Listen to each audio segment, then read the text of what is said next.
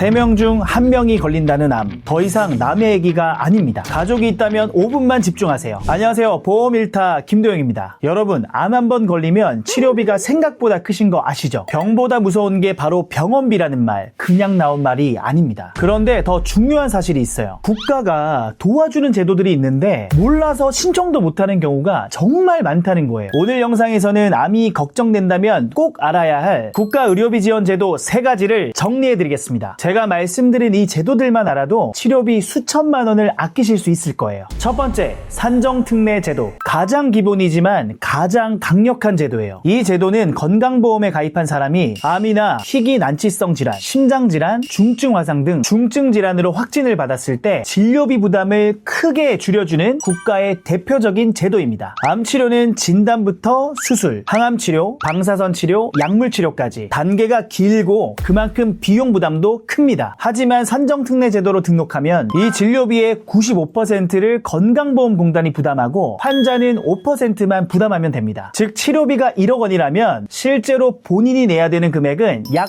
500만 원 정도로 줄어드는 거죠. 이건 단순한 혜택이 아니라 가정의 경제적 부담을 지켜주는 현실적인 보호제도라고 할 수 있죠. 그런데 꼭 기억하셔야 될 게 있습니다. 암 확진을 받은 날로부터 30일 이내에 공단에 등록해야만 이 산정특례가 적용되거든요. 이 기간을 넘기면 이후 발생하는 진료비에는 특례가 적용되지 않아서 일반 진료 기준으로는 20% 이상을 직접 부담해야 할 수도 있어요. 예를 들어 1억 원의 치료비가 발생했다면 2천만 원 이상을 본인이 직접 부담해야 하는 상황이 생길 수도 있다는 거죠. 또한 산정특례 등록 후에는 단순히 암 관련 치료뿐만이 아니라 재활치료나 추적검사, 관련 합병증 치료비에도 일부 적용되는 경우가 있어 장기적인 의료비 절감 효과도 큽니다. 두 번째, 본인 부담 상한제. 그 금액을 초과하는 부분은 국가가 대신 부담해주는 제도예요. 예를 들어 설명해 볼게요. 만약 1분위에 해당하는 환자가 대장암 수술이나 항암 치료 등으로 1년간 총 진료비 1억 원을 냈다고 가정해 볼게요. 이때 병원비에서 계산서상으로 본인 부담금이 수천만 원으로 나올 수도 있지만 실제 본인이 내야 되는 금액은 89만 원까지만 인정됩니다. 즉 1억 원 중 89만 원만 본인이 부담하고 나머지 9,911만 원은 전액 건강보험공단이 부담하는 구조예요. 세 번째, 재난적 의료비 지원 사업. 이 제도는 의료비 부담이 너무 커서 일반적인 제도로는 감당하기 어려운 분들을 위해 국가가 본인 부담 의료비의 일부를 지원하는 제도예요. 단순히 병원비가 많다는 이유만으로 자동 적용되는 것은 아니고 일정한 소득 재산 기준을 충족해야 되며 또한 산정특례나 본인 부담 상한제로도 해결되지 않는 비급여 또는 전액 부담 항목이 포함된 의료비가 대상됩니다. 환자가 입원이든 외래치료든 관계없이 진료비가 일정 금액 이상이고 이로 인해 가계에 중대한 부담이 발생했다고 판단되면 이 제도로 본인 부담 의료비의 약 50%에서 80%를 지원받을 수 있어요.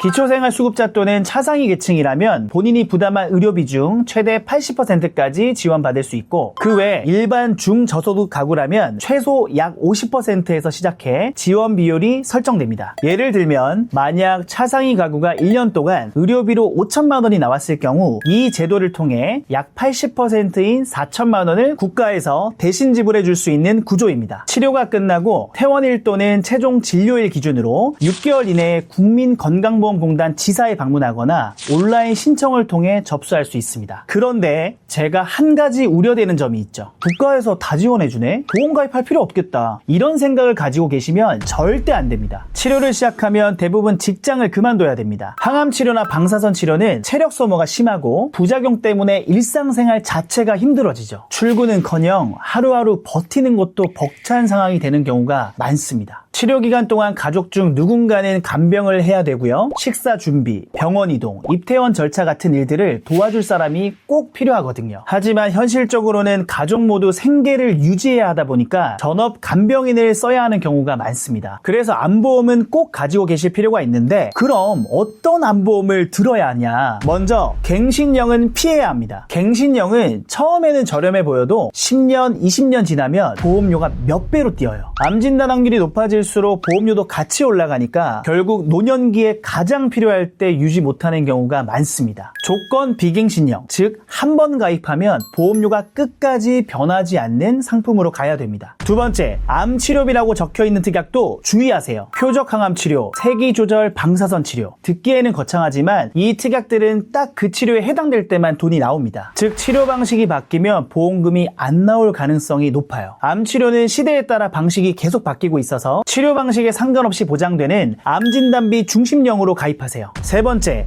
갑상선암 담보는 꼼꼼히 봐야 됩니다. 요즘 보험사들이 중증 갑상선암만 보장하는 경우가 많아요. 중증이 아니라는 이유로 보험금 한 푼도 못 받는 경우가 생깁니다. 경증, 초기, 갑상선암도 일반암으로 보장되는 상품인지 반드시 확인하세요. 네 번째, 소외감, 고외감으로 나눈 상품은 피하세요. 요즘에는 대부분의 암이 일반암으로 한 번에 보장이 되고 있거든요. 그런데 간혹가다 옛날 보험에는 이건 소외감, 이건 고외감식으로 잘게 쪼개서 보험금 지급을 줄이는 구조로 바꿔놨었습니다. 모든 암을 일반암 기준으로 보장하는 단일형 구조로 고르세요. 오늘은 국가에서 암 환자들에게 지원하는 제도 3가지와 암보험을 드실 때 반드시 확인하셔야 되는 4가지 사항에 대해서 말씀을 드렸습니다. 내가 가진 암보험이 제대로 된 보험인가 라는 고민이 드신다면 제가 무료로 친절하게 분석해 드릴게요. 댓글에 있는 링크로 신청해 주세요. 오늘 영상 어떠셨나요? 앞으로도 더 좋은 정보를 빠르게 받고 싶다고 하시면 좋아요와 구독 눌러주세요.